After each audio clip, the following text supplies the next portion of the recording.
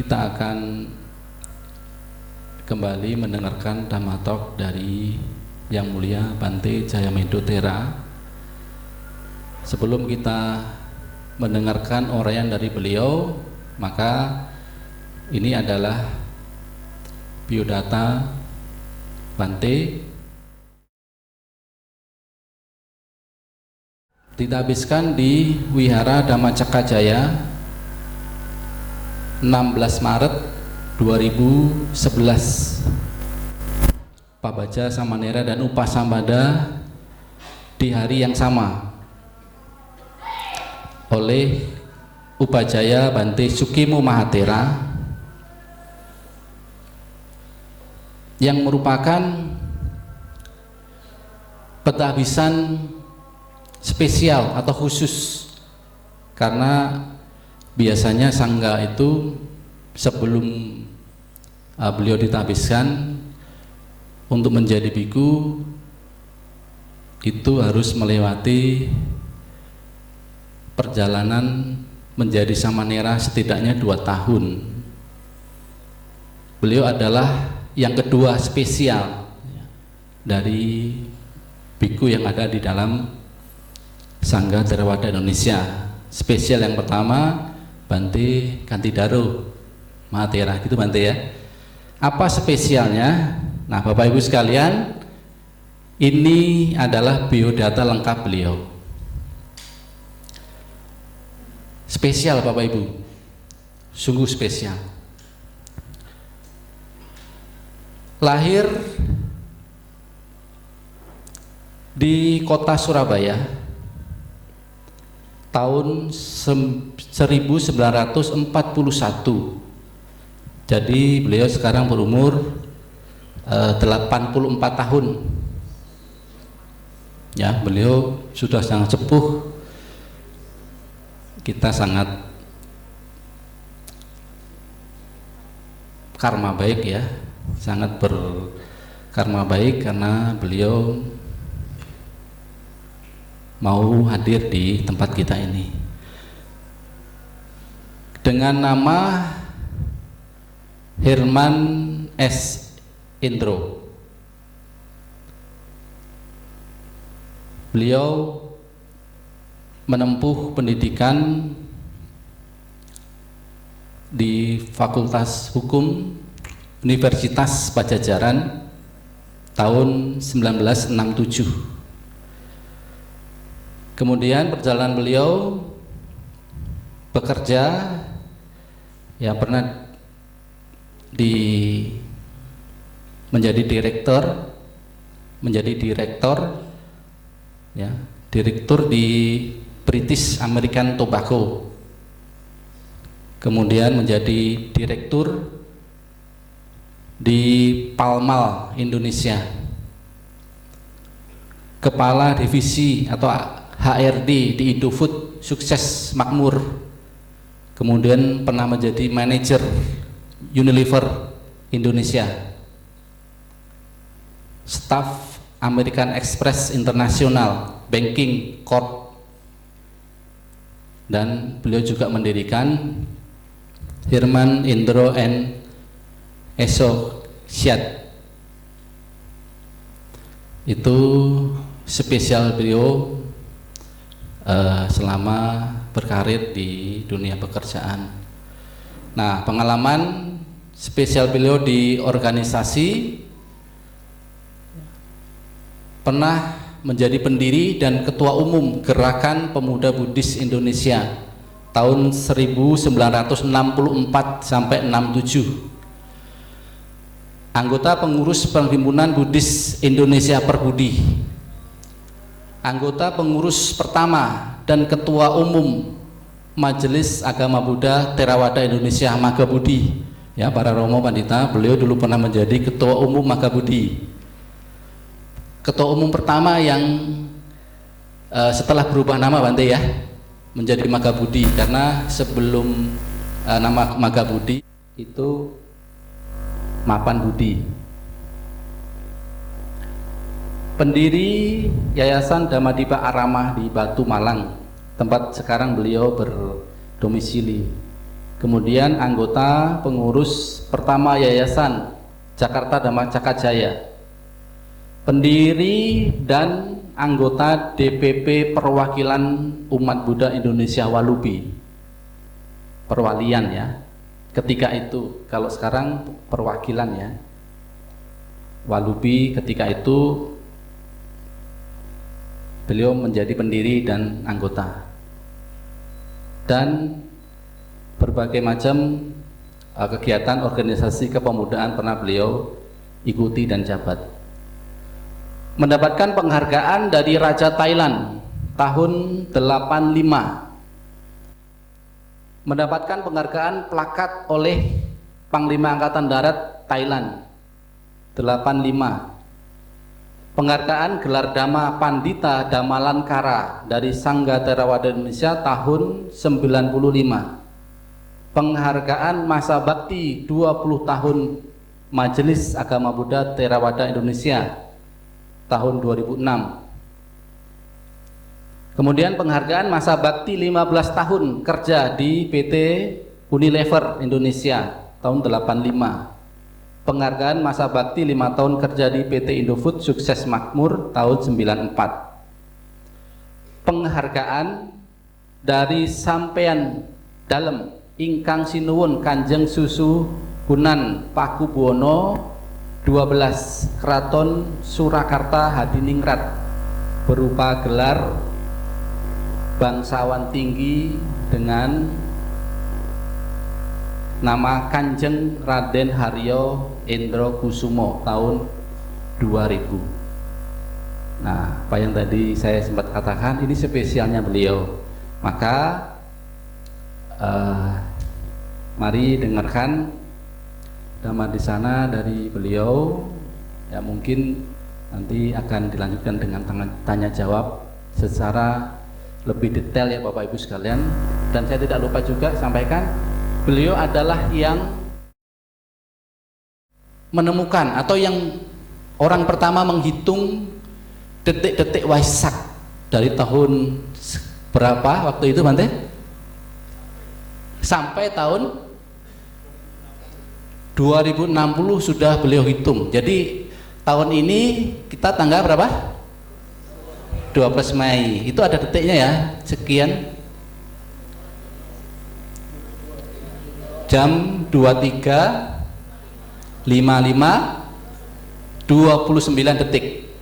Nah, itu beliau yang menemukan, yang menghitung ya. Maka ini spesial sekali.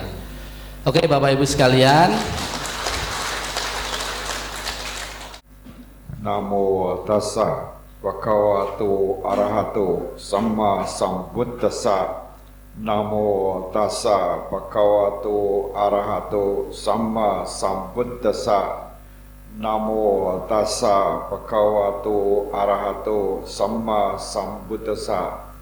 Suko buddhanang upado, suko saddhamma desana, suko sanghasa samaki, sama kamang tapo suko. Terpujilah Sang Bhagawa yang Maha Suci yang telah mencapai pencerahan sempurna dengan usahanya sendiri. Terpujilah Sang Bhagawa yang Maha Suci yang telah mencapai pencerahan sempurna dengan usahanya sendiri.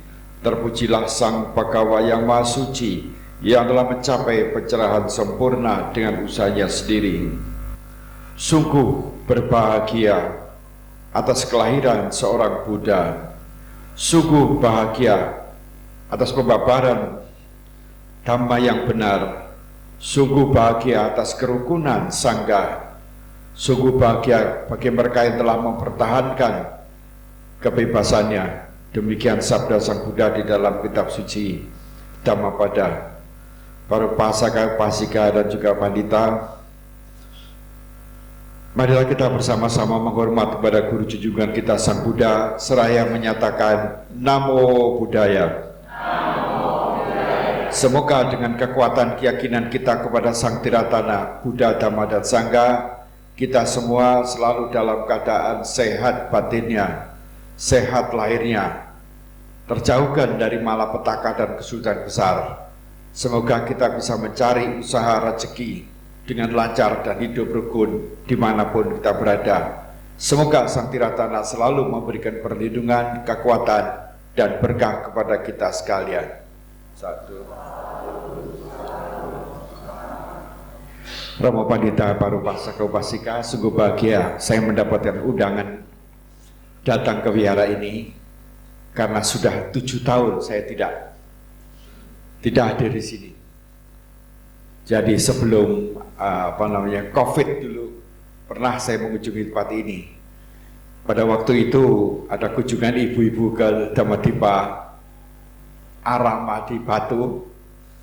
Ya, beliau menyatakan, kau tidak saling Linda ya waktu itu. Yang pergi ke Malang ya. Kemudian kok Banti tidak pernah ke Jambi. Loh, saya nggak pernah diundang kok.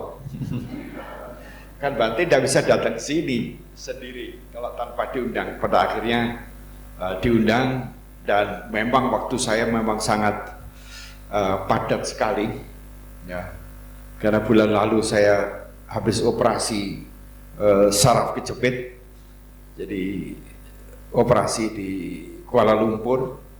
Jadi 3 minggu lalu pergi ke Kuala Lumpur lagi, habis itu ke Bali 1-2 minggu untuk SPD. Dari sana kemudian beberapa tempat ya, ke sini. Nanti Waisak juga jalan lagi ke Kendari, ke Mamuju, kemudian juga ke Pekanbaru. Ini namanya tua-tua keladi, tambah tua tambah menjadi. Saya memang ditawari oleh Linda, apa enggak bisa diperpanjang Bante? Wah, enggak bisa karena Waisak saya harus ada di Batu. Enggak, barangkali mau melihat Muara Jambi. Wah, nanti lain waktu dulu. Ya, ya sudah sekalian, jabatan saya yang paling akhir itu adalah saya menjabat sebagai Padi Sanayaka Jawa Timur. Jadi yang mengatur segala sesuatu yang berkaitan dengan pengembangan dhamma di Jawa Timur. Kemudian saya juga memegang yayasan di Pontianak, mendirikan sekolah dari TK, SD, SMP, dan sekarang lagi membangun gedung SMA. Ya sudah, mestinya minggu depan itu saya ke Pontianak juga, mungkin nggak bisa datang. Akhirnya kecapean juga ya orang tua ya. Kemudian saya juga memegang jabatan sebagai anggota Dewan Sesepuh dari Dewan Pimpinan Sangga Theravada Indonesia. Dan masih ada jabatan di luar negeri, yaitu sebagai Wakil Direktur Pendidikan di Sangga Buddhis Internasional. Mestinya minggu lalu saya ada di Hong Kong, tapi karena kesehatan masih belum memungkinkan, ya harus istirahat dulu. Ya, sebenarnya pergi ke sini pun kalau bisa ditunda. Linda mati jangan Bante. Ya sudah, kalau jangan ya harus pergi. Terus sekalian, hari ini saya diminta bicara mengenai apa judulnya itu?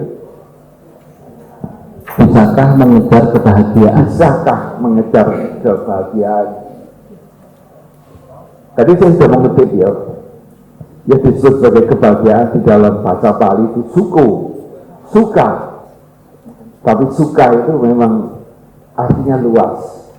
Suka bisa artinya senang, gembira, sukacita, tapi yang paling tinggi itu adalah kebahagiaan, happiness.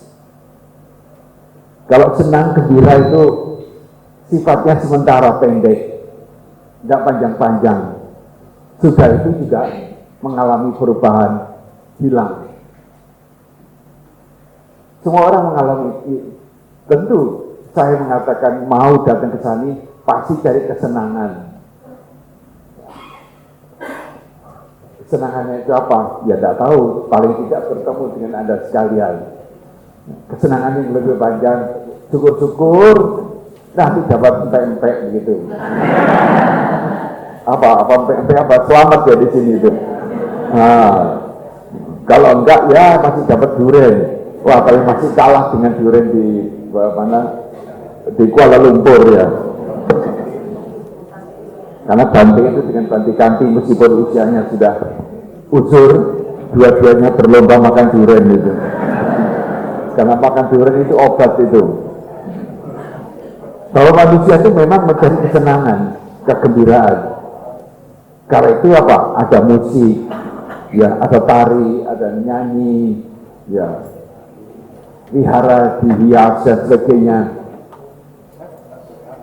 Orang mengejar kesenangan itu ada batasnya. Karena kesenangan itu hanya sepintas. Sudah itu akan berubah, berlalu. Sudah itu apa? Mencari kesenangan yang baru. Tidak ada pengalaman.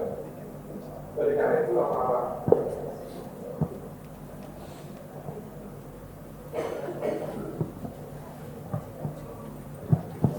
Oleh karena itulah maka orang menganggap bahwa di dalam mencari kesenangan, kegembiraan itu selalu mengejar seperti tikus yang ada di dalam kurungan itu, ya, lari-lari terus begitu. Sama dengan ceritanya Anggulimala. Mungkin masih ingat ya, Anggulimala itu ingin mencari sesuatu yang sifatnya kekal abadi. Kemudian berguru secara salah dan bahasa Jawanya diiming-imingi, ya, bahwa kalau bisa memotong dari tangan 100 orang maka cita-citanya akan tercapai. Sampai dengan 99 orang kena, tinggal 1 orang lagi. Dan itu adalah ibunya.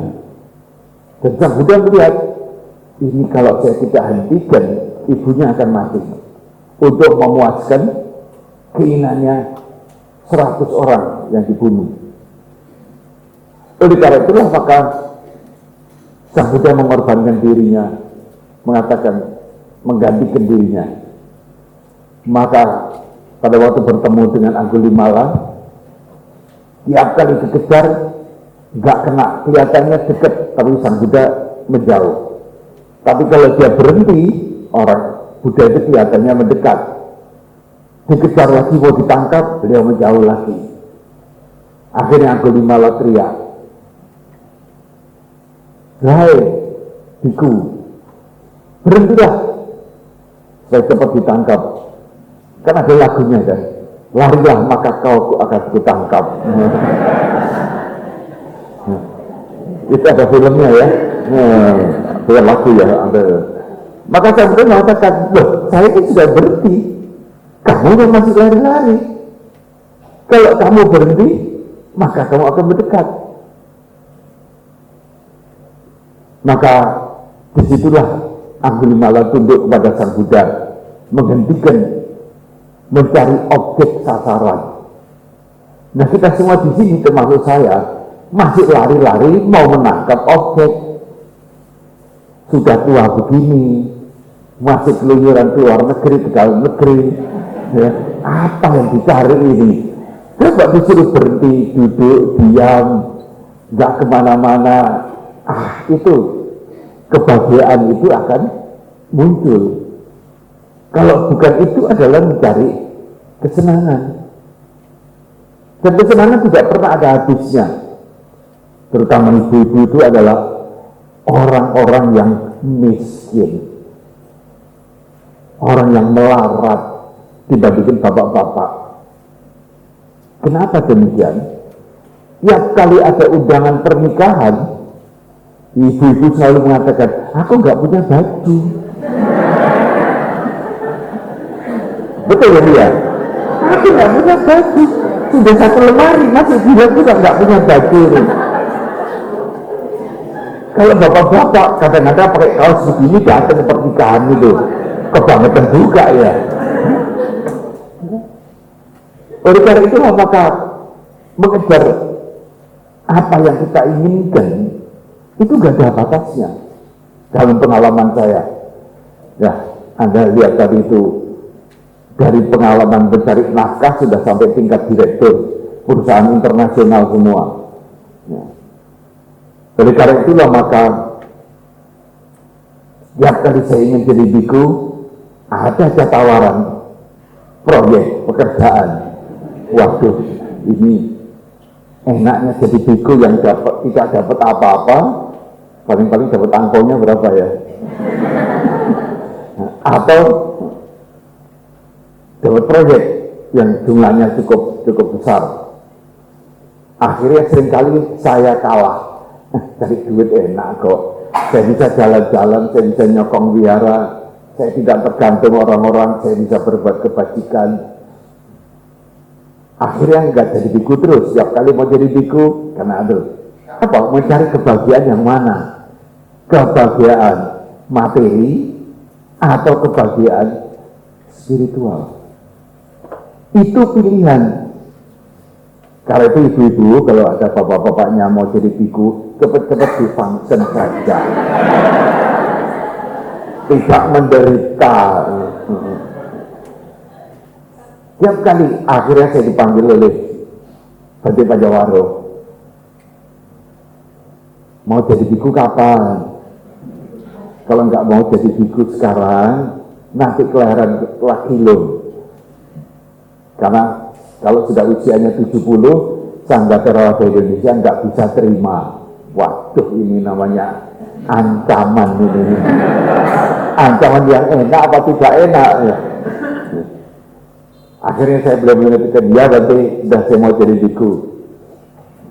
Nanti persis ulang tahun saya sudah jadi biku, sudah umur 70. Jadi umur 70 jadi biku. Kebangetan enggak itu? Karena selama 70 tahun itu, wah, hidup saya kok enak, nyaman, bisa jalan-jalan, bisa berbuat kebajikan, bisa membantu orang. Sehingga, dan kelihatannya, sudah jadi biku pun, masih ada orang telepon saya, Pak, ini ada proyek. Dua orang. Dan saya bersyukur bahwa ada saya menjadi bersyukur karena saya dipercaya orang. Kenapa rezeki saya panjang begitu? Oleh karena nomor satu saya refleksi, saya bisa dipercaya orang, bisa mengerjakan pekerjaan dengan baik, dengan harga yang tidak terlalu tinggi. Kalau bekerja tidak pernah menuntut kenaikan gaji, nggak naik gajinya, ya nggak apa-apa, masih bisa. Perusahaan-perusahaan yang saya ikuti tadi sudah dilihatkan semua di internasional. Nah, dengan usia begitu maka pada akhirnya ya sudah, saya menyerah kalah atau menyerah menang ya. Dikatakan kalah itu tidak akhirnya menjadi seorang biku. Ya keluarga saya pada datang, teman-teman dekat saya yang teman kuliah juga pada datang semua. Mereka menanyakan, apa benar enggak? Karena pada waktu saya menyerahkan surat ingin menjadi biku, pulang dari Mendut, Gunung Merapi meletus. Saya pikir, barangkali dewa-dewa tanya, beneran nih gitu ya. Teman-teman juga pada bertanya, ini beneran enggak sih? Saya harus keluar dari pekerjaan dan sebagainya. Orang enggak percaya. Suka nyanyi-nyanyi, suka makan enak, suka jalan-jalan, kok jadi biku? Dan oleh karena itulah maka kita itu mau punya dua pilihan. Pilihan yang pertama adalah mencari kesenangan, kebanggaan, kegembiraan. Sifatnya semua itu adalah duniawi. Dan ada sekalian yang sudah pernah sekolah pada akhirnya juga harus kerja kan?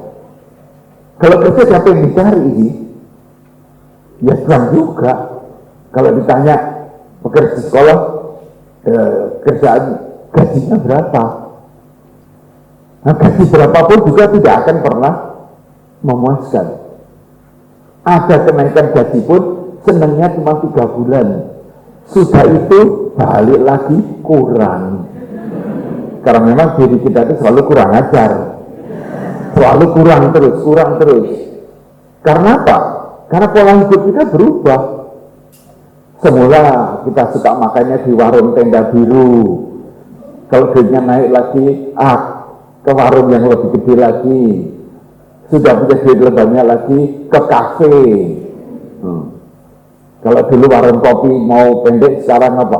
Starbucks. Selalu akhirnya apa? Duitnya kurang. Harta tidak pernah merasa kita itu cukup. Karena itulah maka Buddha mengajarkan hati-hati bahwa perasaan kurang, tidak pernah puas itu adalah duka. Yang kedua yang dicari, karena uang itu tidak pernah ada habisnya.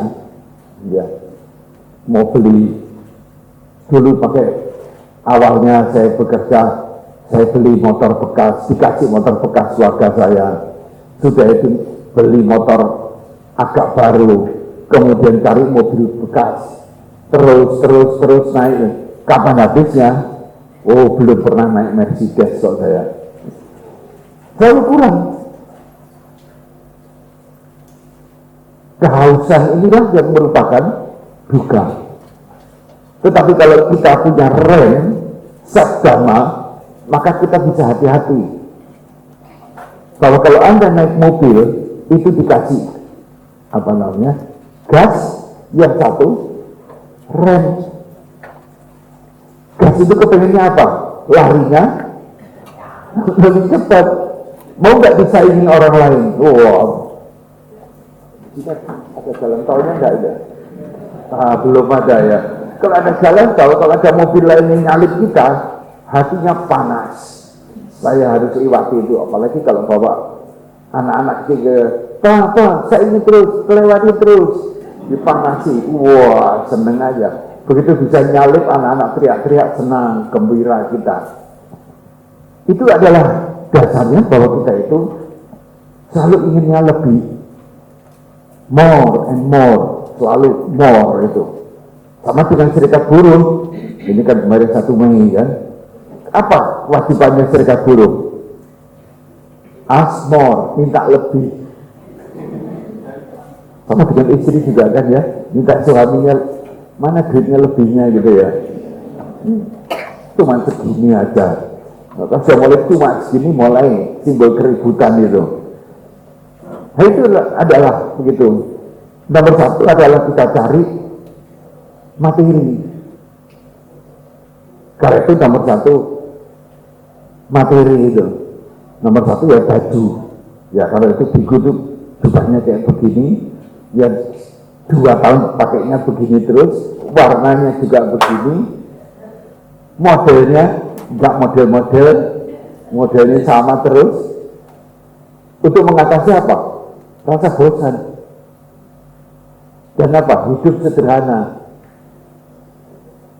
Kalau dipelihara nggak dikasih selimut, ini bisa jadi selimut. Yang kedua yang dicari orang itu duit. Nomor 1, yang kedua apa? Pangkat, jabatan. Dengan jabatan dapat duit, dengan duit dapat jabatan.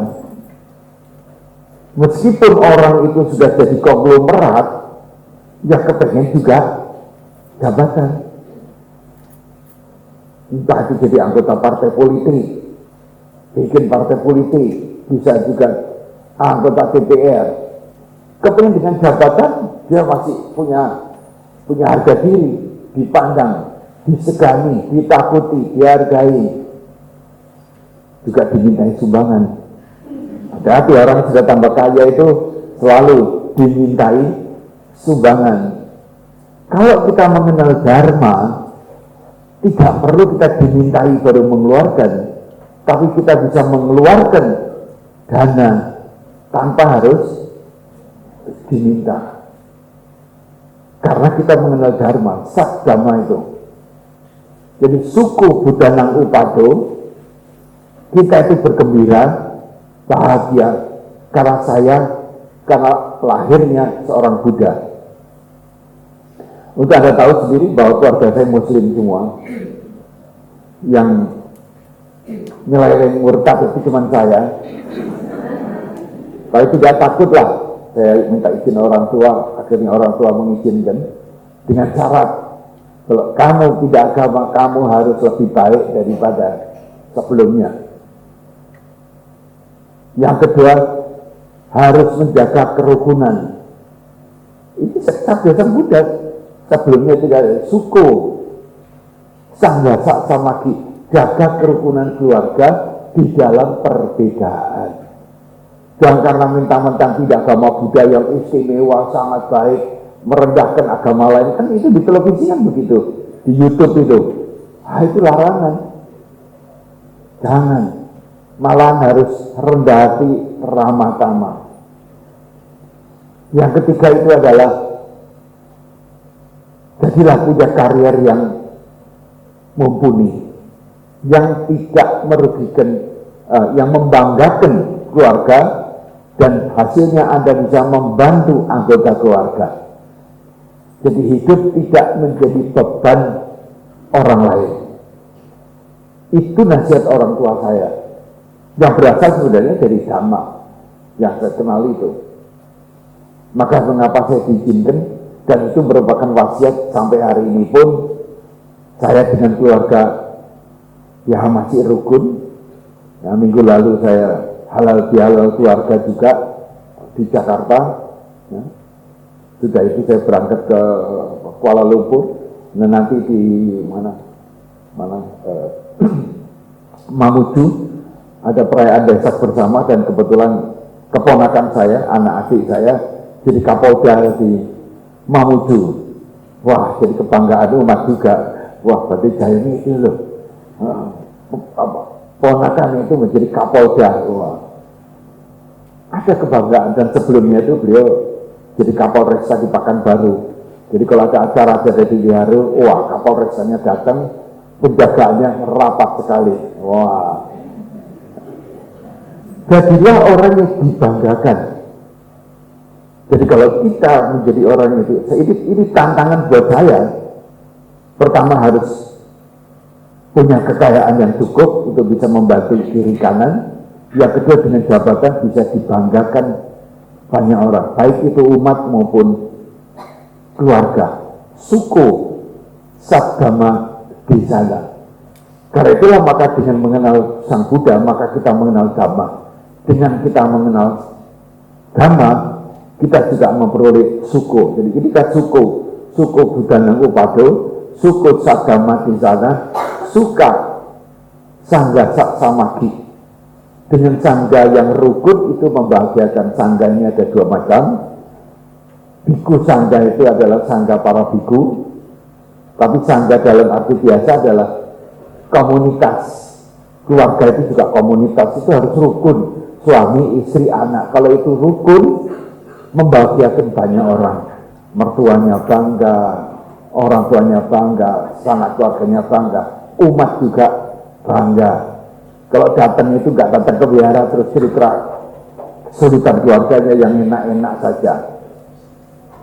Nah, ini ajaran Sang Buddha itu bagaimana kita tuh mencari kebahagiaan, bukan kesenangan, bukan kesukaan, bukan kegembiraan. Itu semua cuma sifatnya sementara dan akhirnya berakhir. Tambah serakah itu tambah haus, tapi ujungnya adalah celaka. Karena itulah maka seperti juga Angulimala mau mengejar Sang Buddha, tidak akan terkena terus, tidak memperoleh kebahagiaan. Tetapi kalau dia stop, dia berhenti mencari, maka kebahagiaan itu ada di sana. Karena tidak ada pertentangan batin. Nah, oleh karena itulah maka tahun lalu saya membuat film dibantu oleh teman seorang produsen yang lulusan dari Malaysia, membuat film mengenai kebahagiaan sejati, yaitu disebut sebagai hakiki, real life. Karena itu mengapa Sang Buddha, Siddhartha Gautama sudah putra mahkota, punya istana banyak, kekayaannya banyak, makanan berlimpah, budak budakannya juga banyak, istrinya cantik, anaknya cakep, juga tidak puas. Pada akhirnya beliau melihat-lihat bagaimana kondisi di luar istana itu. Maka beliau melihat orang sakit, orang tua, orang mati, dan ujungnya seorang pertapa. Seorang pertapa yang pakaiannya sederhana, hidupnya di bawah pohon, makan pun didasarkan atas pemberian orang lain. Tapi mukanya kok cerah. Apa ini kebahagiaan? Kok biku-biku mukanya kok cerah-cerah, kok tenang, pakaiannya sederhana. Nah, apalagi Tudong ini sudah nggak melewati Jambi ya, langsung ke Jakarta. Jalan kaki kemana-mana. Masih untung saya naik pesawat kemarin. Tudong 2.500 kilo jalan kaki. Kok hidupnya kok tenang, tentram, damai. Apa rahasianya ini? Apa saya harus jadi biku ya? Pertanyaan beliau itu begitu.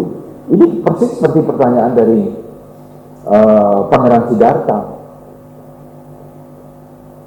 Ini kok kaya raya enak dan sebagainya kok nggak ada kenikmatan. Jadi kalau hidup sederhana biasa saja. Apa ini? Kalau saya tanya gitu, apa berarti apa bahagia? Ya belum tentu. Dia masih mencari. Nah kalau sudah berhenti total, nah itu kebahagiaan itu bisa terjadi. Karena itulah maka saya membuat film mengenai Hakiki dan saya pentaskan di New Zealand, Selandia Baru, di konferensi Sangga Sedunia di sana untuk memperlihatkan apa yang kita hasilkan begitu.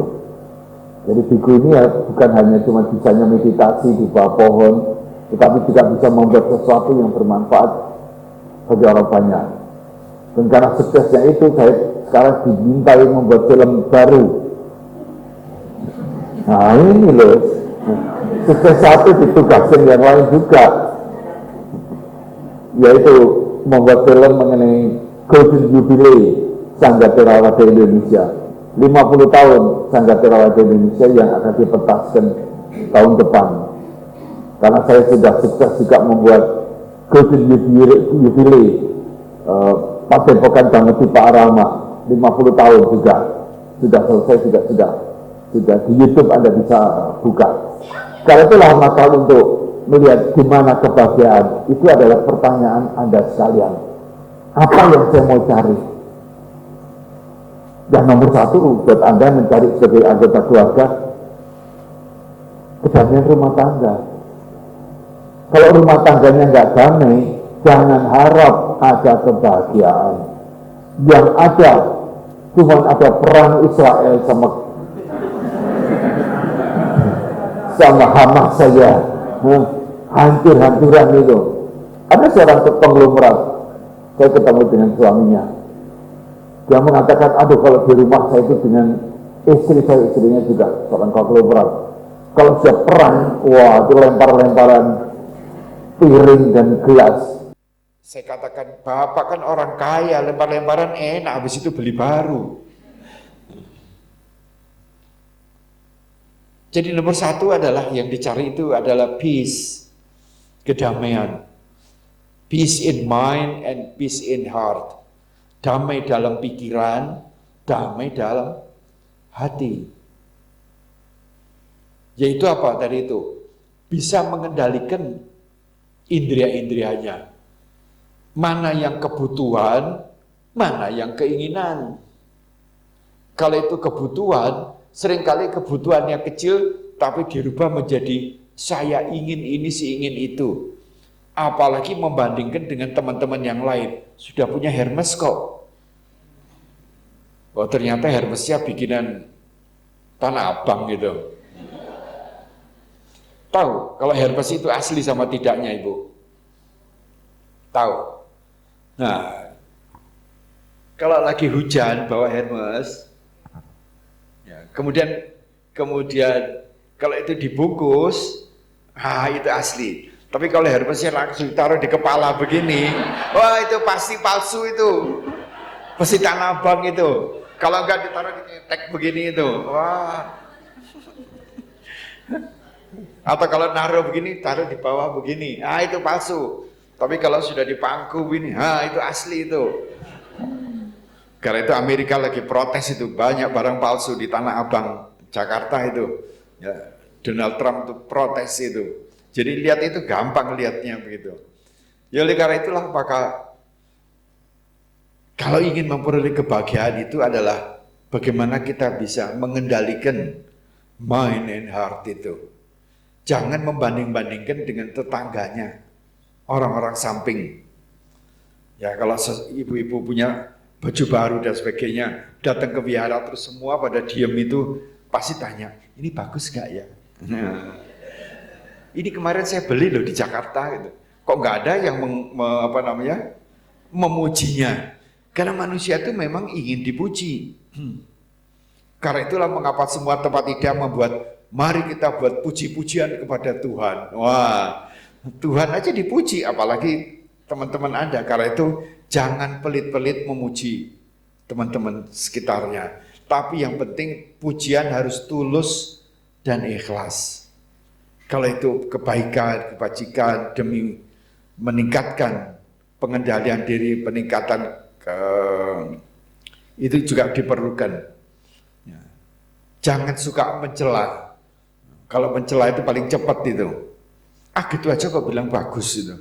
Apalagi suami terhadap istrinya punya baju baru, pengennya dipuji suaminya. Suaminya nggak memuji. Gitu aja kok tak dipuji. Wah, sebel ya Bu ya. Hai suami-suami harus tahu memuji istrinya. Ya. Oleh karena itulah maka hari ini, malam ini saya putarkan film mengenai hakiki, yaitu mencari kebahagiaan yang sejati, bukan yang kebahagiaan yang semu, yang sifatnya sementara. Dan kita bisa dialog setelah 30 menit ini. Silakan. Bahasa Inggris Indonesia ini. Dan bintang filmnya terkenal semua, saya cari.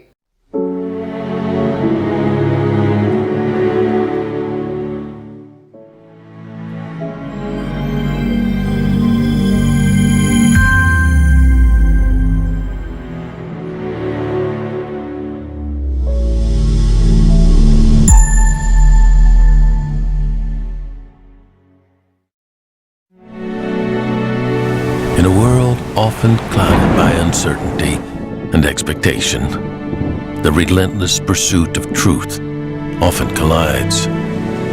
There's a profound invitation to explore the depths of our existence amidst the incessant suffering and misfortune, amidst the abyss of perpetual hatred and unending warfare. With unwavering honesty and humility, confronting the complexities of our own minds and the illusions of our desires. In the embrace of life's inherent impermanence and unpredictability, we navigate through the labyrinth of existence to start a discovery of profound insights that inspire us to release the burdens of misery.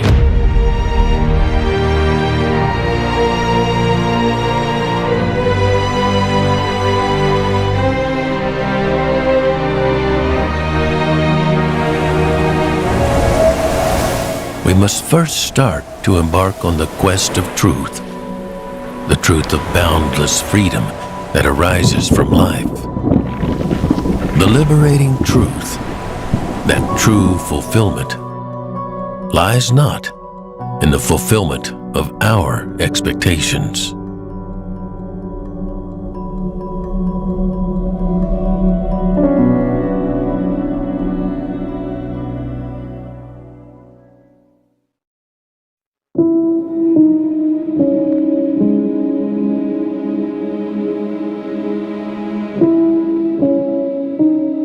As we navigate the twists and turns of existence, we are often lost. We lost the treasure trove of insight about the meaning of true happiness.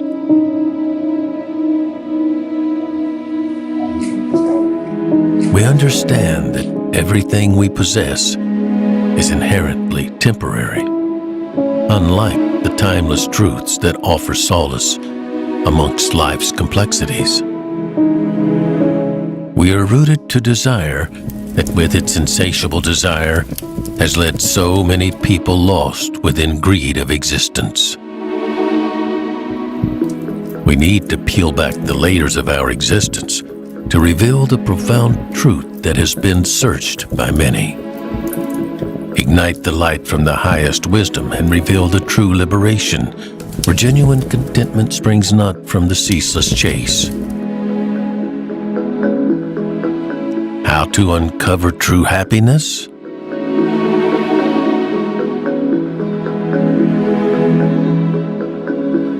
Meskipun kehidupan seseorang cukup sejahtera, bahkan berkelebihan dalam hal materi, akan tetapi kalau ia hanya mencari kenikmatan-kenikmatan atas hawa nafsu indrawi yang ia mengira bahwa itulah kebahagiaan, padahal kenikmatan hawa nafsu indrawi itu sangat sementara. Seseorang akan ketagihan mencari kembali dan mengejar kembali. Tidak ada hentinya. Suatu saat ia akan tiba pada kondisi batin yang sangat hampa. Oleh karena itu, lakukanlah perbuatan-perbuatan baik yang berguna untuk diri sendiri dan bermanfaat untuk orang lain. Melakukan kebajikan itu memberikan kepuasan hati, dan itulah kebahagiaan yang lebih hakiki.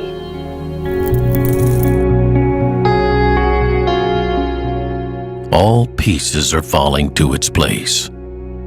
So, what defines true happiness?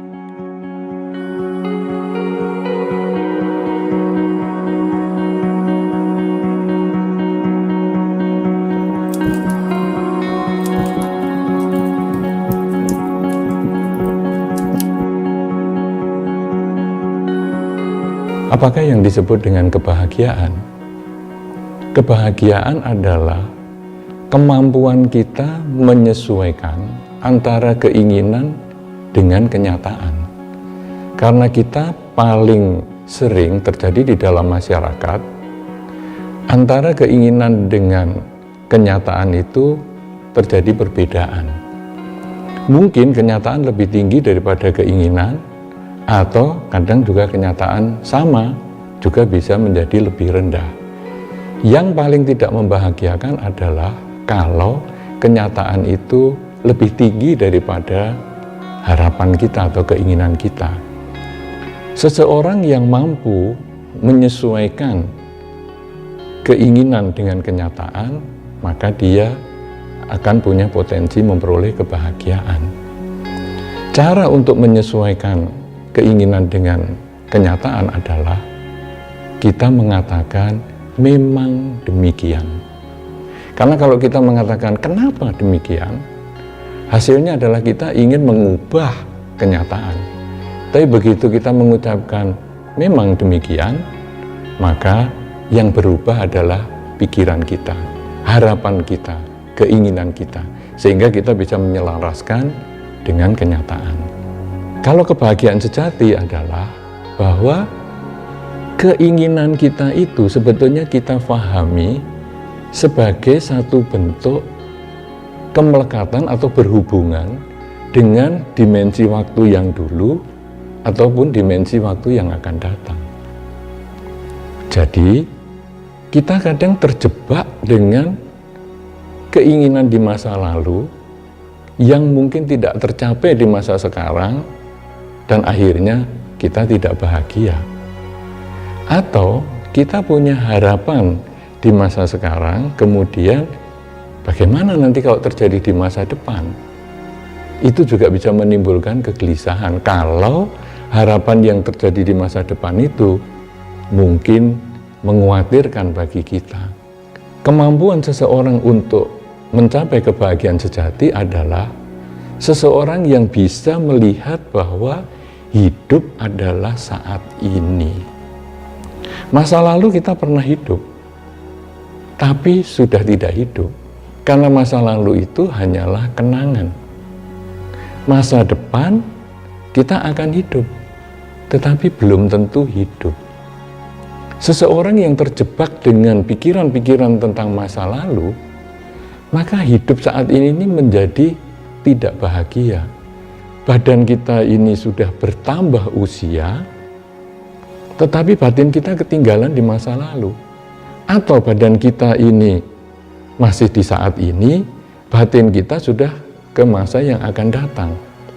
Seseorang yang mendambakan kebahagiaan sejati adalah orang yang menjadikan masa lalu ini sebagai pelajaran, kelebihan di masa lalu kita tingkatkan di masa sekarang, kekurangan di masa lalu kita perbaiki saat ini. Kemudian, tidak menolak juga masa depan yang hanya impian, karena hal-hal di masa depan yang menakutkan, kita mulai siapkan saat ini untuk kita jadikan perilaku yang terbaik, sehingga pada saat masa depan itu datang, tidak semenakutkan yang kita bayangkan.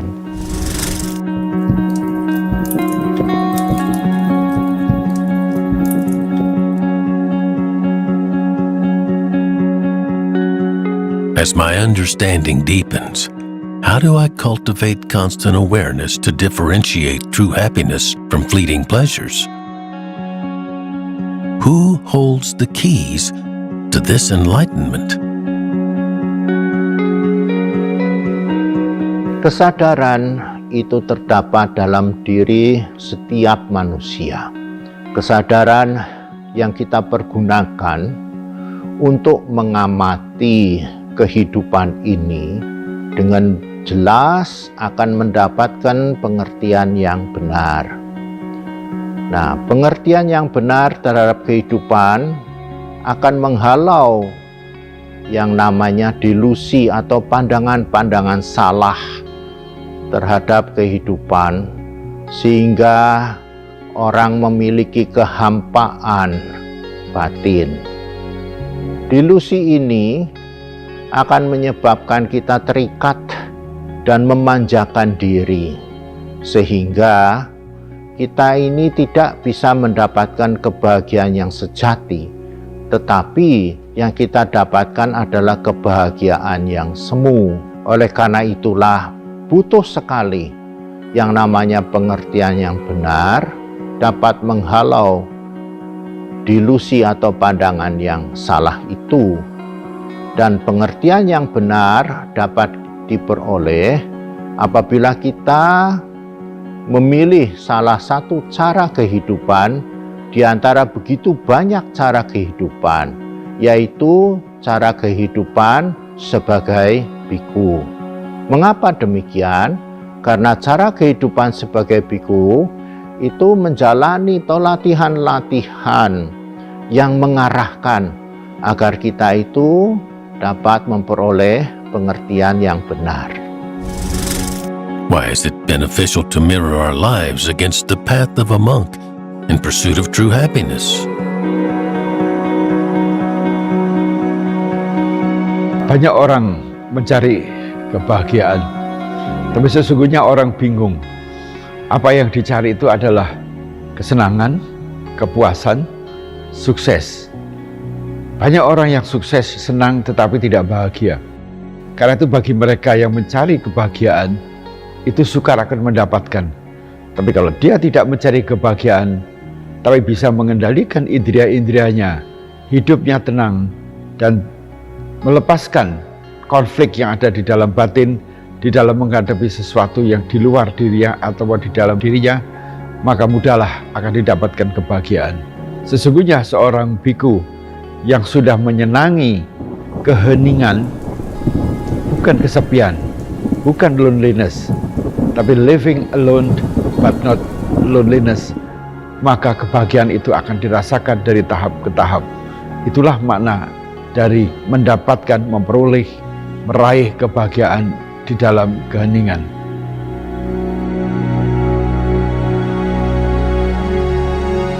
What principles underlie the mental disciplines embraced by these ascetics, and who can adopt these practices?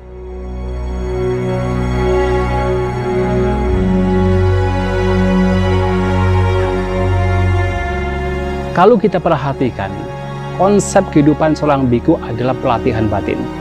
Melatih batin untuk melihat sejauh mana pikiran-pikiran yang buruk berada dalam batin dan itu harus dilenyapkan, dan sejauh mana pikiran-pikiran yang baik, yang bermanfaat, itu berkembang dalam batin. Karena itu yang membawa kepada kebahagiaan. Dan konsep pelatihan batin ini untuk mengukur kebahagiaan dan penderitaan bukan datang dari luar, tetapi datang dari dalam batin, itu bisa dilakukan oleh siapa saja, oleh siapapun. Artinya, siapapun yang selalu menjaga batinnya agar pikiran-pikiran buruk itu tidak berkembang, bahkan bisa lenyap, di situ kebahagiaan itu pasti muncul. Dan tentunya dengan melakukan demikian, pikiran-pikiran yang baik itu akan berkembang, dan itu juga adalah sumber kebahagiaan, dan itu harus kita lakukan walaupun di tengah-tengah era modern seperti saat sekarang ini.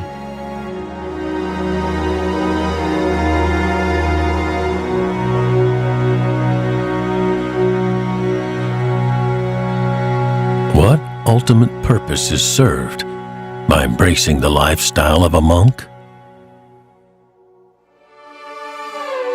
What are the daily rituals and practices meaning for monks?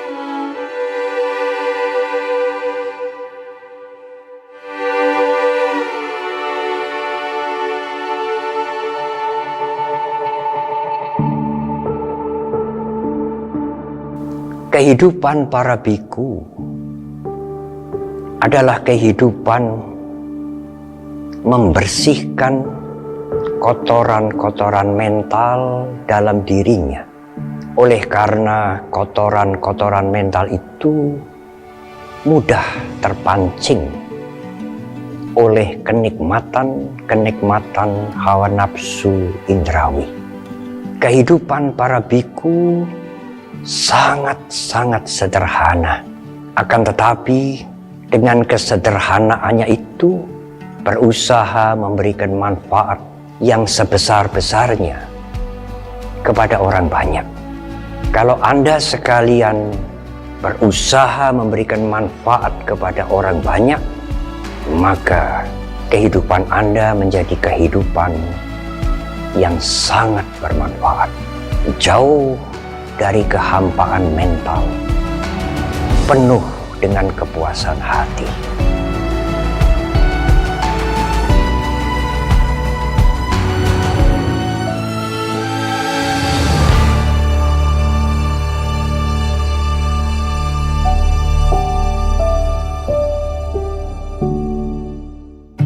Kalau kita melihat kehidupan para biku, sebetulnya cukup banyak ya yang dilakukan. Jadi kita mulai dengan kegiatan ritual pada pagi hari, kemudian juga ada kegiatan pindapata, yaitu berkeliling ke masyarakat untuk memberikan kesempatan masyarakat berbuat kebajikan dengan berdana makan. Kemudian juga para biku ada sebagian juga yang mendapatkan pendidikan atau belajar di sekolah maupun melalui perpustakaan dan lain sebagainya. Kemudian tentu yang tidak boleh dilupakan adalah peningkatan spiritual, yaitu bagaimana berlatih meditasi.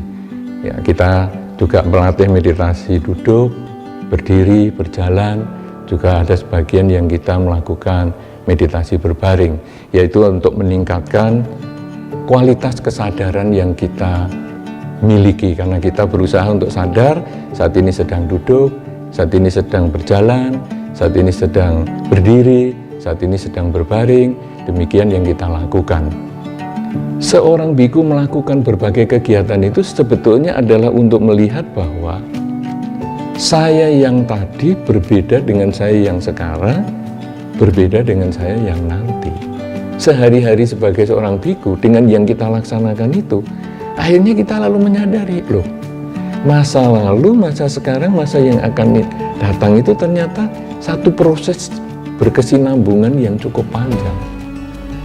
Dan yang real, yang nyata adalah saat ini. Saya yang tadi hanyalah kenangan, saya yang akan datang baru impian, masih impian. Tetapi kenyataan adalah saat ini.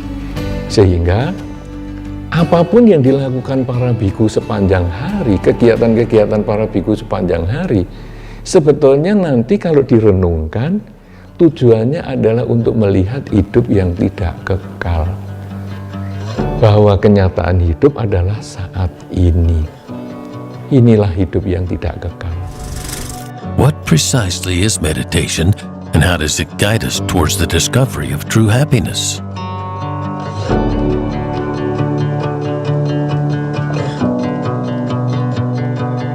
Meditasi adalah pengembangan batin. Nah, dalam meditasi ini ada dua hal yang harus kita lakukan. Yang pertama adalah mengupayakan agar pikiran-pikiran yang baik, pikiran-pikiran yang luhur, seperti kesabaran, cinta kasih, kasih sayang, kebijaksanaan, kewaspadaan, perhatian, dan apapun pikiran-pikiran yang baik itu berkembang. Ini adalah yang pertama. Yang kedua adalah yang harus kita lakukan dalam bermeditasi, bagaimana mengupayakan pikiran-pikiran yang buruk, yang negatif, yang tidak bermanfaat itu lenyap. Keserakahan kita menjadi berkurang, paling tidak kalau tidak lenyap. Kekikiran kita juga menjadi berkurang. Kebencian kita, iri hati kita, kecemburuan kita, arogansi kita itu berkurang dengan kita bermeditasi. Kenapa? Karena pikiran yang buruk inilah yang membawa kepada penderitaan, konflik, pertengkaran yang terjadi di masyarakat. Dan kalau seseorang ingin bahagia di dalam diri kita, bahagia dengan keluarga, bahagia dengan lingkungan, maka yang harus dilakukan adalah dengan mengembangkan pikiran-pikiran yang positif. Dan ini bisa dilakukan dengan bermeditasi. Maka meditasi sesungguhnya adalah the way of life, cara hidup yang membawa kepada kebahagiaan dan juga kedamaian.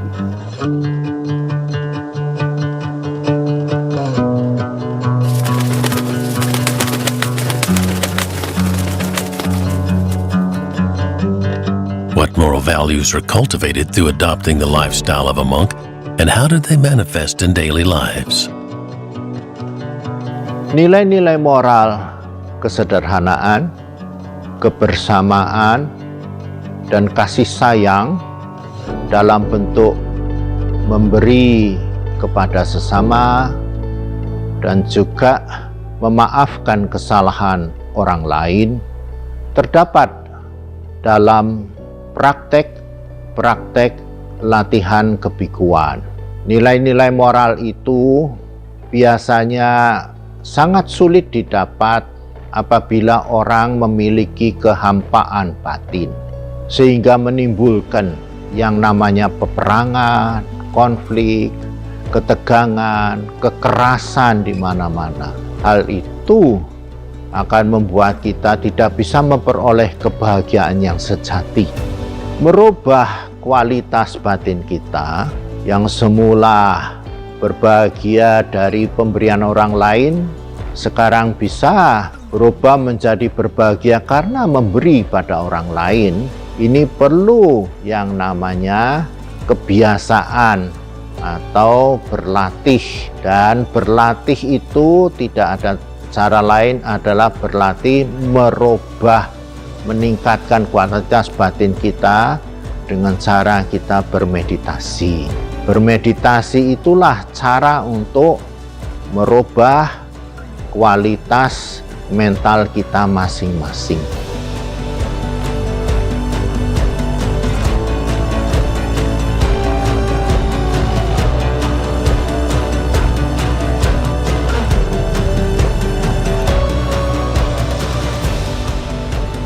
Can true happiness coexist with specific conditions or prerequisites? Or does it transcend such limitations?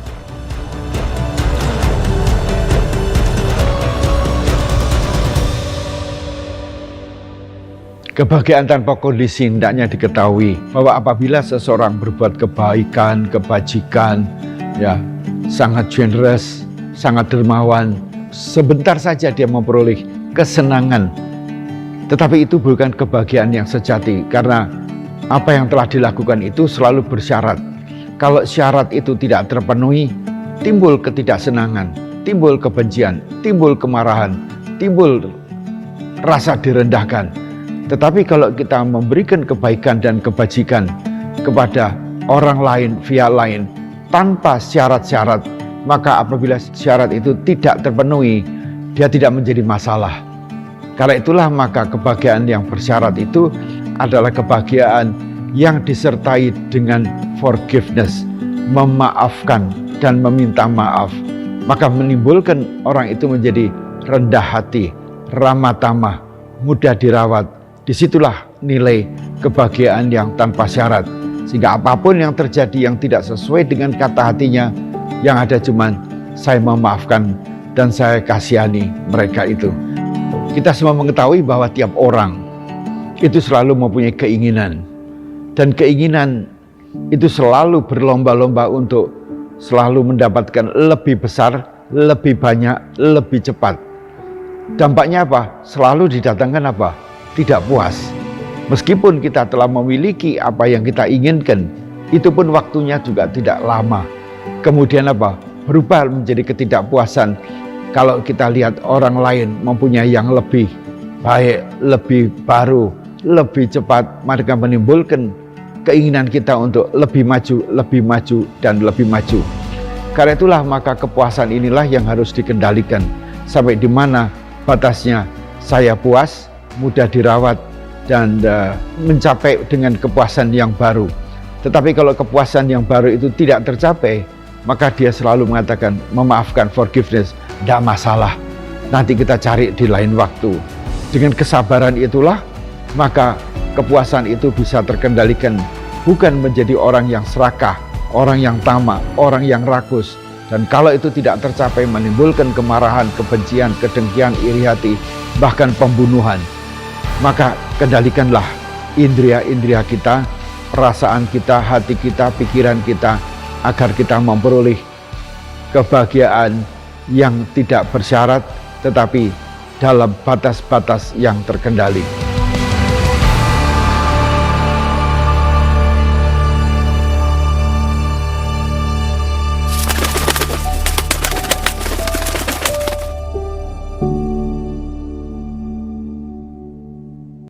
Happiness is not attained or delivered by the outside world. It's an internal process of transforming our inner disposition. By embodying moral values and deriving joy from acts of giving, monks epitomize a path towards true happiness and inner tranquility. Their steadfast commitment to spiritual development serves as an inspiration for others to embark on a journey of mindfulness and compassion towards true happiness.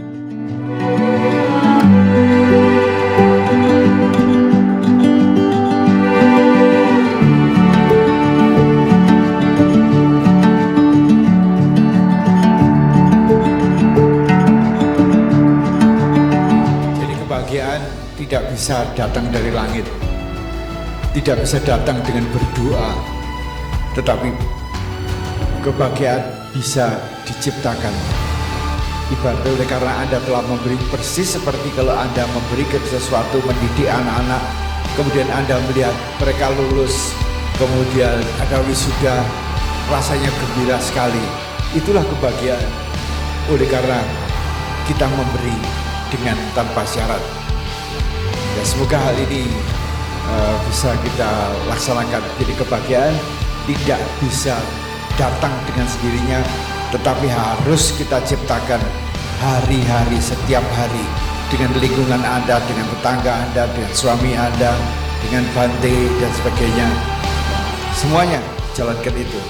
Dengan pengendalian itu, maka kalau terjadi sesuatu yang kurang tepat, kurang sesuai dengan harapan, cita-cita dan keinginan, sudah, saya maafkan, semaafkan.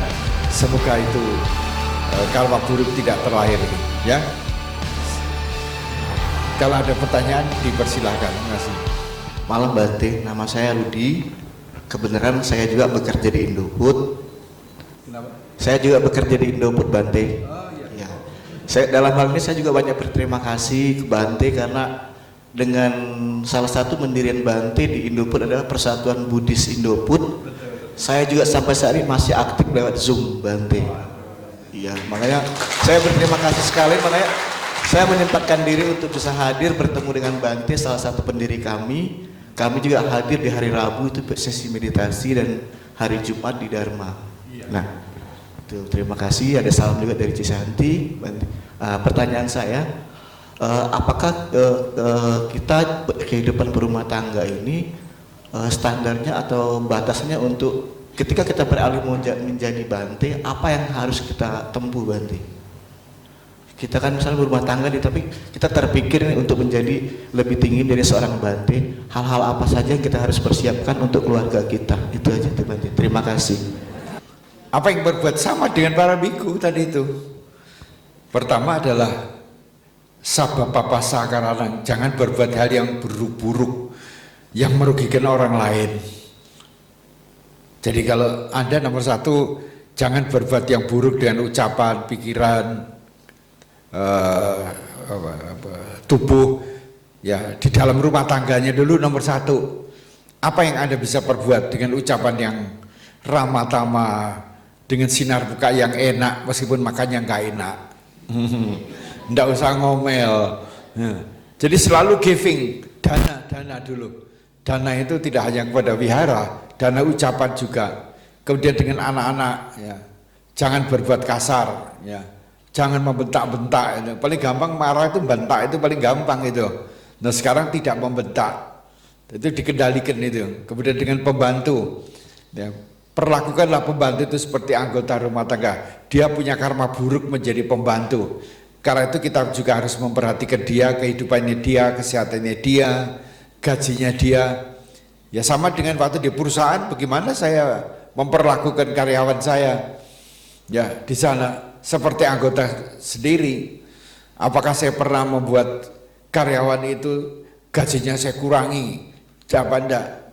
Karena itulah maka sampai hari ini saya masih diundang oleh teman-teman dari Indofood untuk merayakan kemarin beberapa tahun perayaan perhimpunan Buddhis Indofood yang masih berlangsung. Ya, saya masih hubungan baik dengan teman-teman kuliah tahun 1960. Anda waktu itu sudah lahir belum ya? Ya sampai sekarang masih, waktu saya jadi biku mereka juga datang. Jadi apa? Kita harus memelihara kebaikan dan kebajikan dengan orang-orang yang terdekat dengan diri kita saat ini. Ya, saat ini siapapun juga yang sedang saya hadapi selalu itu. Otomatis itu mukanya akan cerah karena apa? Gak ada beban. Gak ada beban. Yang ada dalam apa? Kebaikan, kebajikan untuk orang lain. Perkara dia itu membalas tidak membalas urusamu, karmamu. Tapi saya tidak membalas, biar kapok kawan-kawan karma buruknya lahir ya. Tidak ada begitu. Kalau perlu kita tolong nantinya begitu.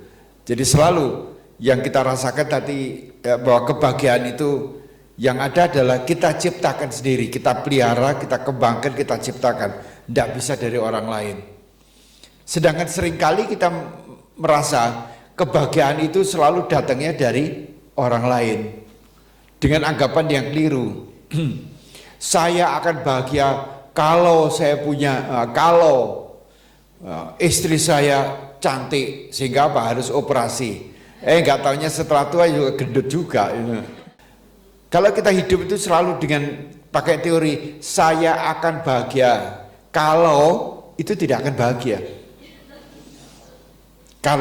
Tetapi kalau mengatakan saya bahagia walaupun istri saya hidungnya pesek, nggak usah, pesek itu cantik loh, tidak perlu harus operasi. Ya. Kalau pakai walaupun, maka kita akan puas dengan apapun yang kita miliki. Kita bersyukur kita miliki. Ya. Demikian juga kalau seseorang memiliki anak cacat misalnya, ya kita akan mengeluh, aduh kenapa ini, dosa saya apa itu, dan sebagainya. Dosa saya apa, kekeliruan saya, kok anak saya cacat. Ya. Tapi kalau mengatakan, oh anak saya cacat ini dia punya karma sendiri, kita tetap dharma itu kita pakai sebagai obat. Jadi dharma itu bisa dua, makanan, ahara, dan obat. Kalau kita lagi sakit jiwanya, marah, kesal, tidak puas, itu harus makan obat dharma. Tapi kalau kita sehat, maka dharma itu sebagai makanan yang menyehatkan fisik kita dan juga batin kita. Ya. Jadi itu yang harus kita dharma itu pakai itu. Maka kita akan Anda tidak hanya memelihara kebahagiaan dalam rumah tangga, tetapi juga di dalam tempat pekerjaan juga harus memelihara, menciptakan kebahagiaan. Sehingga pada waktu Anda masuk kantor, wah mukanya itu ditegakkan, sinarnya dikeluarkan, sapalah mereka, selamat pagi, gimana kabarnya, baik-baik aja. Bukannya kasem, kenapa kamu? Ada masalah apa? Apa yang bisa saya bantu? Nah, kesempatan untuk dana paramita, menolong mereka yang lagi biasanya cerah, ceria, sekarang pada seperti lemas begitu. Wah, kesempatan kita untuk bantu dia. Hidup ini adalah apa yang bisa saya bantu, ya. Bukan saya akan mendapatkan dari dia, tapi apa yang bisa saya bantu gitu, ya. Itu resep yang saya pergunakan di tempat pekerjaan juga sampai saat ini juga demikian. Saya punya samanera ada 40 orang, atas silaninya juga 40, ada pekerja juga 20. Ya harus dipelihara juga. Enggak. Bukan berarti kita tidak boleh marah, boleh kita marah, tapi jangan melekat. Sudah itu ya harus kita baiki lagi. Ya kita kasih kesempatan dia untuk tidak mengulangi perbuatannya dan menyadari. Ya, itu caranya adalah tetap dharma itu adalah ahara, makanan dan obat. Ya, kita sendiri orang semua sakit karena masih punya marah, kesal, punya kebencian, kedengkian, iri dan sebagainya. Itu harus diobati dengan dharma. Tapi dharma itu juga tiap hari harus dipelihara agar apa? Ya bisa sehat, bisa makan dengan enak, ya, bisa tidur dengan nyaman, tidak pakai obat. Ya, kemudian kalau jalan pun bisa menikmati bunga-bungaan dan sebagainya. Ya. Itu caranya begitu ya. Terima kasih. Namo Buddhaya Bante, nama saya Liena. Izin bertanya Bante, bagaimana caranya kita mencapai kebahagiaan duniawi dan kebahagiaan spiritual dengan seimbang? Terima kasih Bante. Kalau sehat bisa kemana-mana, bisa jalan-jalan. Andai kan tidak sehat, sakit itu bagian dari kehidupan. Naik tangga di sini ya sudah tertatih-tatih nggak apa-apa.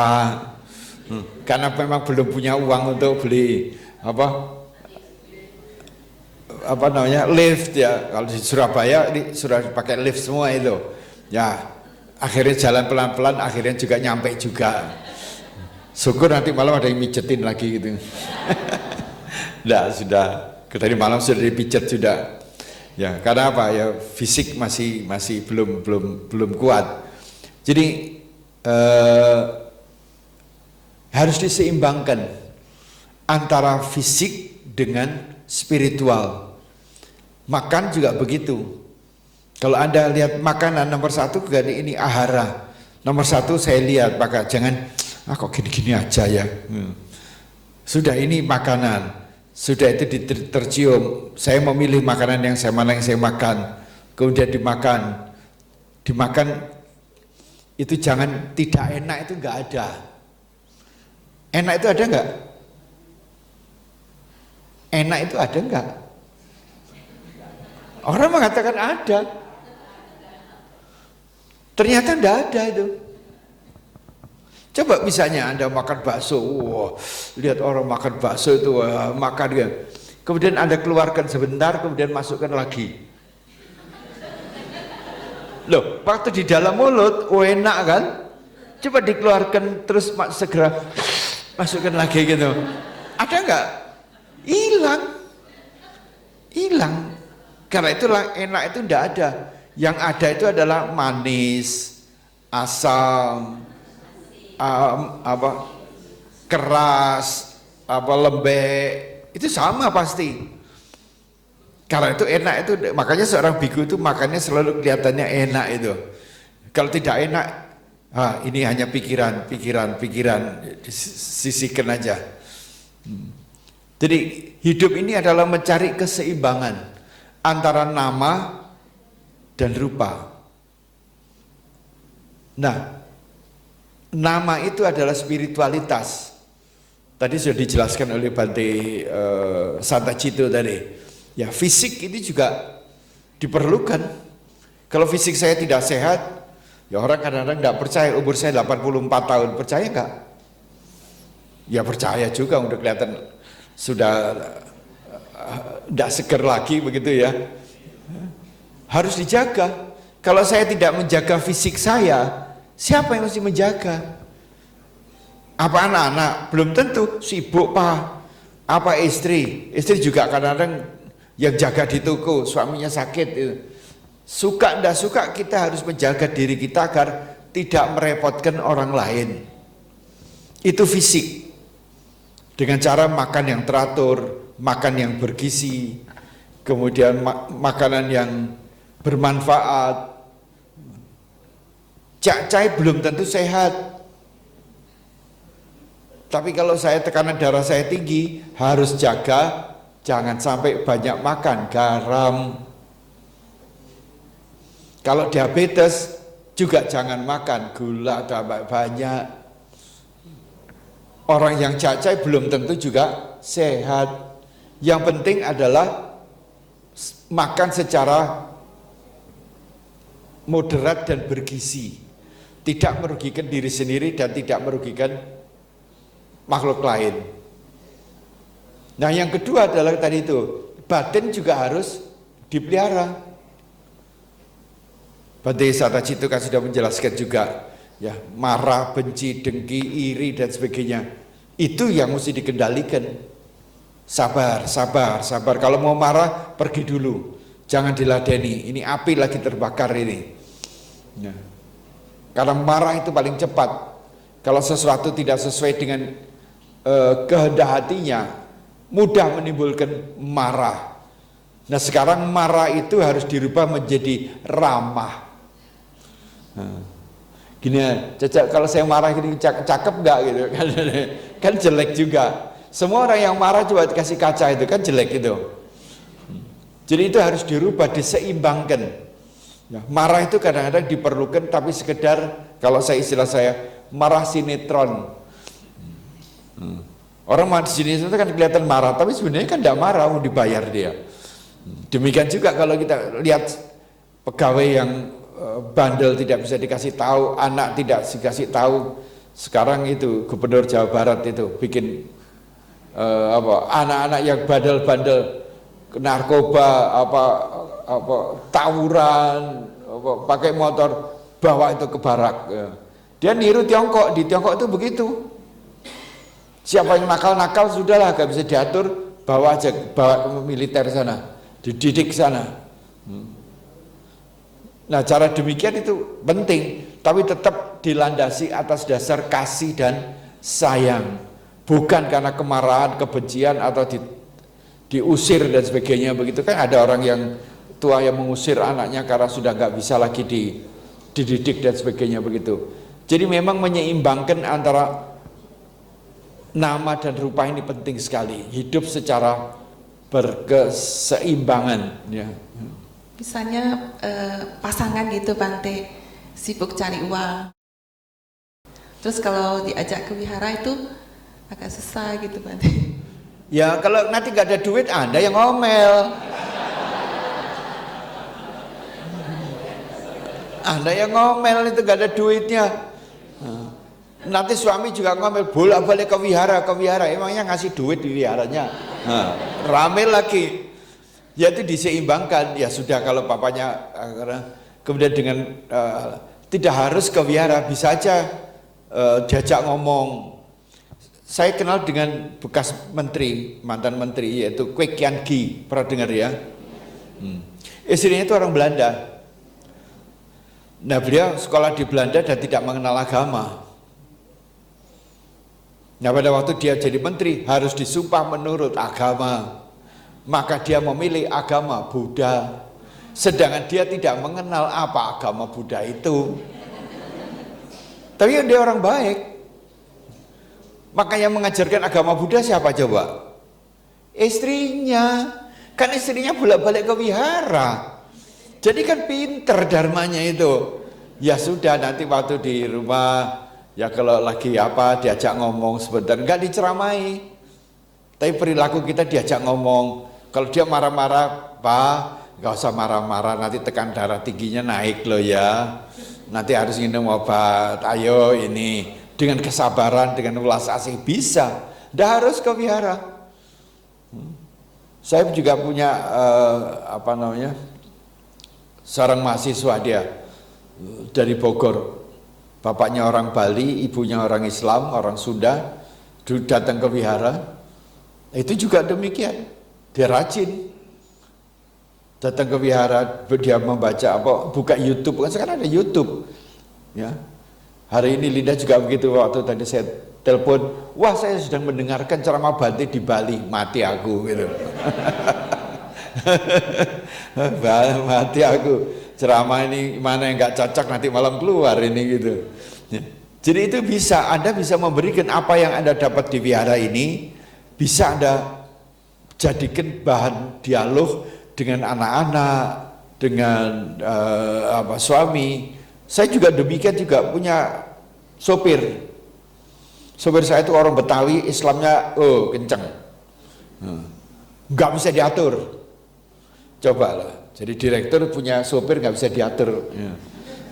Begitu saya menjabat, saya bilang, kamu 3 bulan kalau nggak bisa diatur, cuma 1, keluar.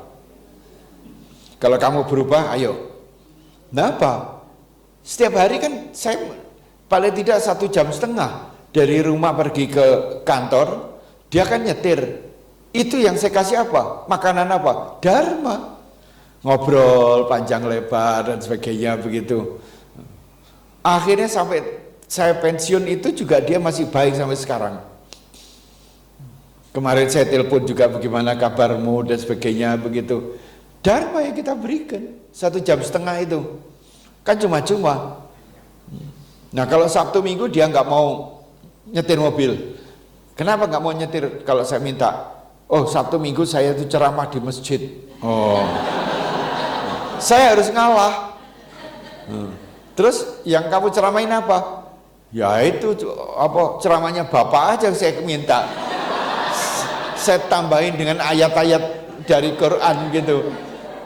Loh, itu fakta. Bisa. Dharma itu adalah universal, bisa dimakan, tergantung masaknya kita. Bagaimana cara masaknya? Dengan caranya, jangan menurut dhamma pada syair ini itu jangan gitu. Jangan, gunakan pakai bahasa hari-hari dengan yang baik kemanapun juga. Orang kadang-kadang tanya, itu ajaran Buddha yang kamu ngomong? Ya kebetulan aja Buddha ngomong begitu sama kok gitu.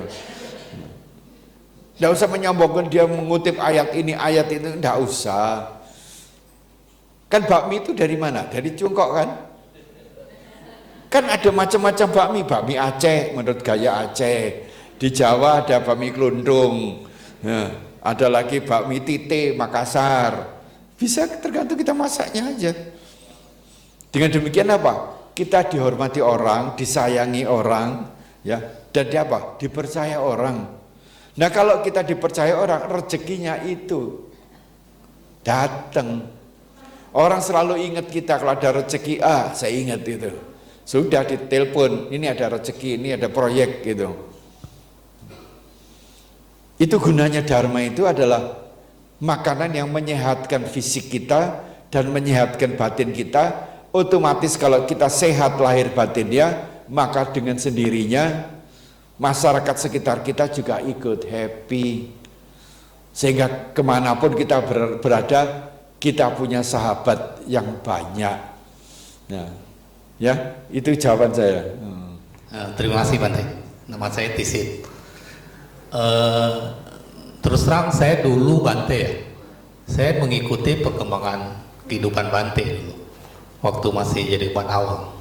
Jadi waktu Bante di Upasampada jadi biku, saya waktu itu berpikir yang kurang baik sih Bante. Waktu itu saya pikir, waduh 70 tahun, kayaknya tidak mungkin sampai tera.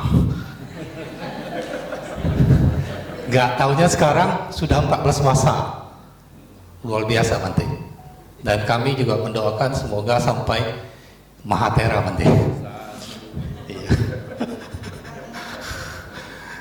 Ya mungkin di teman-teman kita ya, mungkin banyak yang belum kenal Bante Jayamedo. Di sini saya mau tambahkan penjelasan dari Romo tadi.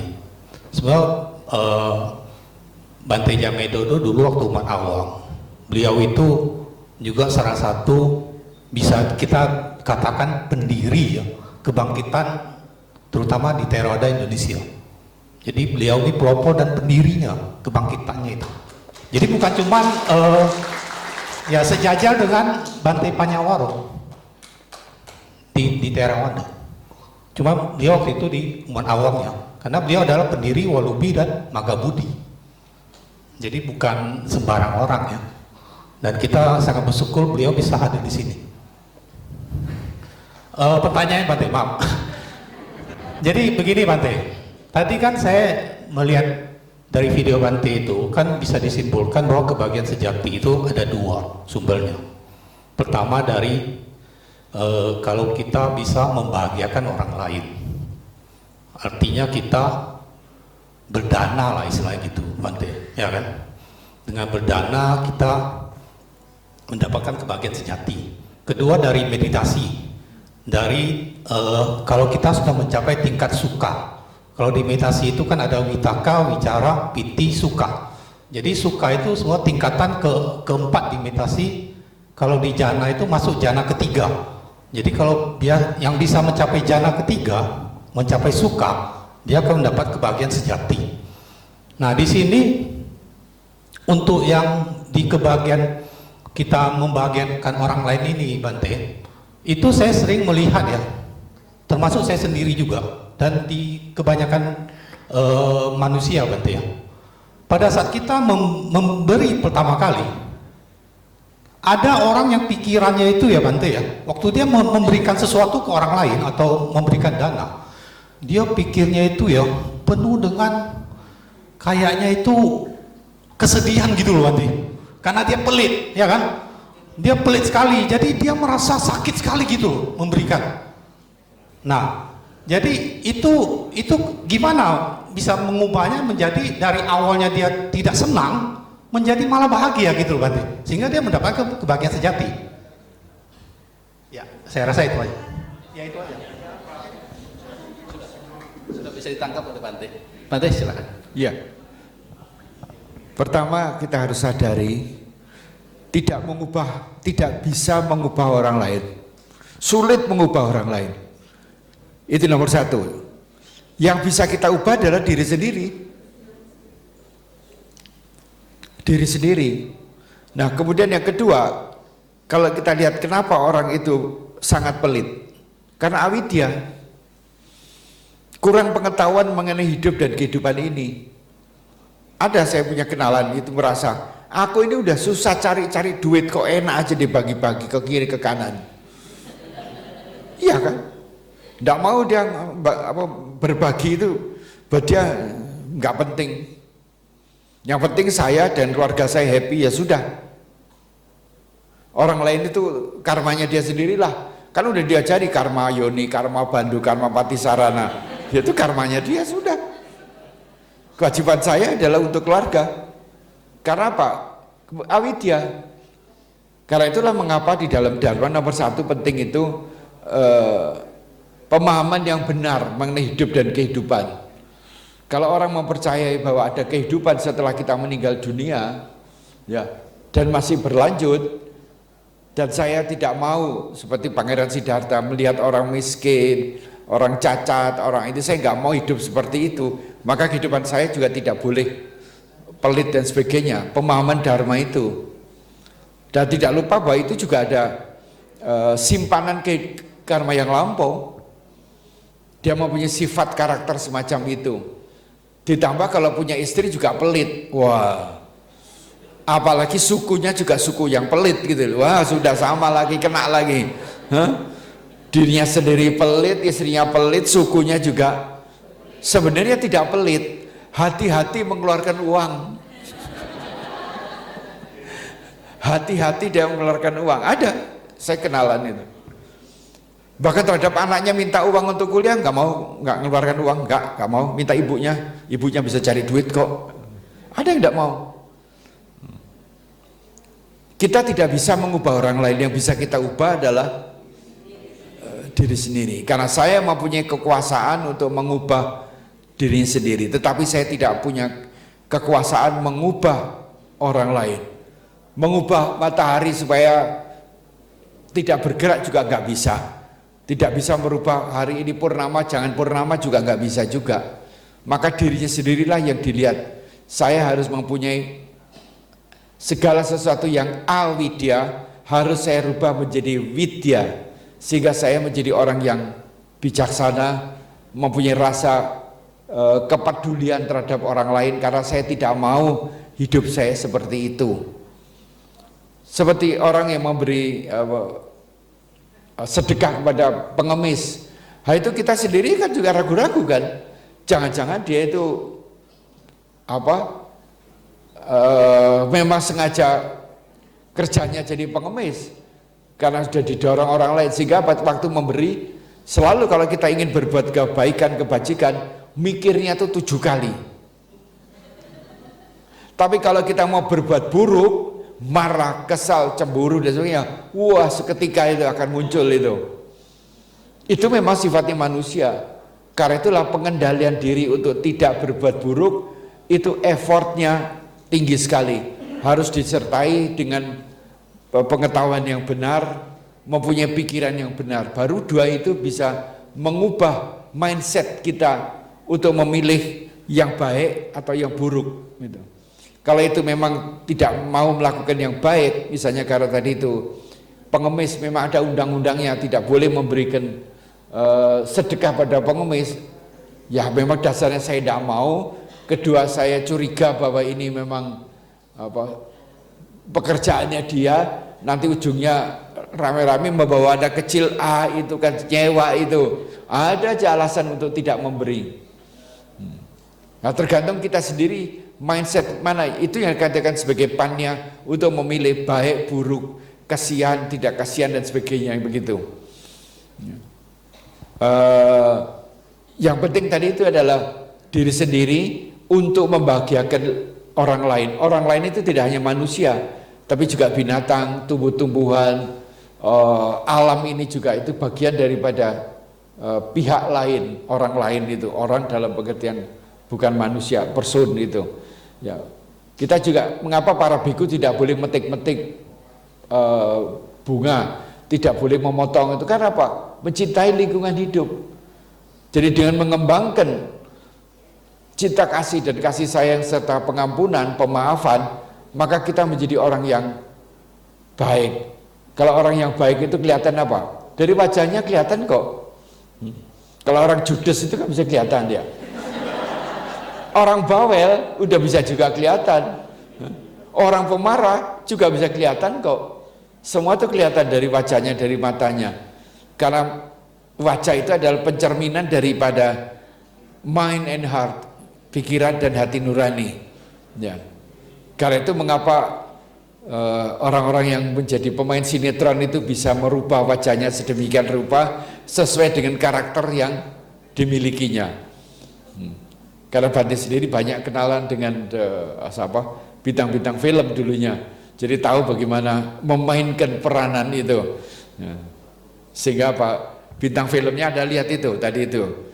Bisa nggak Anda membuat film dengan mengambil bintang film Panyawaro, Utamo, Jotidamo, bisa nggak Anda? Wah, ini hanya orang gila yang bisa mengambil.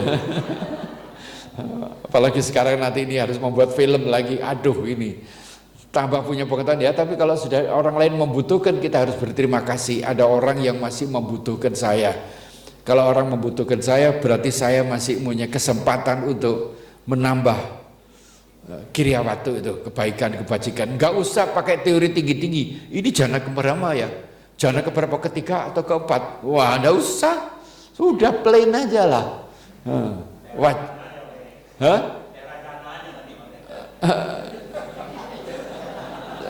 Lewat aja. Saya juga nggak mengira kalau usia segini, Bante Kartidaro bulan depan juga usianya 94 loh. Bisa 94, saya belum tentu bisa sampai umur, kalau Mahathira kan berarti masih berapa, 5 tahun ya, belum tentu. Kita lihat aja, lewat aja, kita usah pikirkan. Yang penting kita berbuat kebaikan, kebajikan, dan menyenangkan, membuat orang lain. Caranya mudah kok. Lihat orang lain kalau masih bisa tersenyum, itulah tugas kita. Tapi kalau dia senyum-senyum gini, hati-hati, itu orang gila itu. Ya, itu jawaban saya ya. Dimanapun saya berada, sejak saya kenal agama Buddha pertama kali tahun 63, itu selalu saya ikut serta membuat aktivitas di dalam agama Buddha. Apa yang bisa saya perbuat? Mumpung saya masih hidup, karena tidak tahu kematian akan datang sewaktu-waktu. Kalau itu memang karena kontrak kita lain-lain ya. Kalau kontrak kerja kita tahu toh, ya. Tapi kalau hidup itu kontraknya nggak tahu kapan ini berhentinya ini. Ya, baik itu karena kecelakaan, sakit atau apapun juga, ya sudahlah. Kalau kontraknya segitu ya sudah, kita nikmati. Ya, itu jawaban saya. Nggak usah tinggi-tinggi ini pakai teori Abhidhamma yang mana dan sebagainya, malah berbuat baiknya malah lupa nanti. Selama orang lain itu ketemu Anda kemudian dia tersenyum, itu dimanapun Anda ketemu dengan orang yang tidak Anda kenal, perhatikan wajahnya, kemudian beri dia senyuman, ya orang itu akan merasa terima kasih, akan ramah dengan Anda. Itu doa untuk kita apa? Sehat dan usia panjang. Mudah sekali kok. Selama orang itu ada di bandara, di pesawat dan sebagainya, ajak orang itu, pasti mereka itu akan. Kalau Anda naik mobil misalnya, yang paling gampang, kemudian ada orang yang mau nyebrang, kemudian Anda berhenti, kemudian Anda tersenyum terus begini, apa reaksinya dia?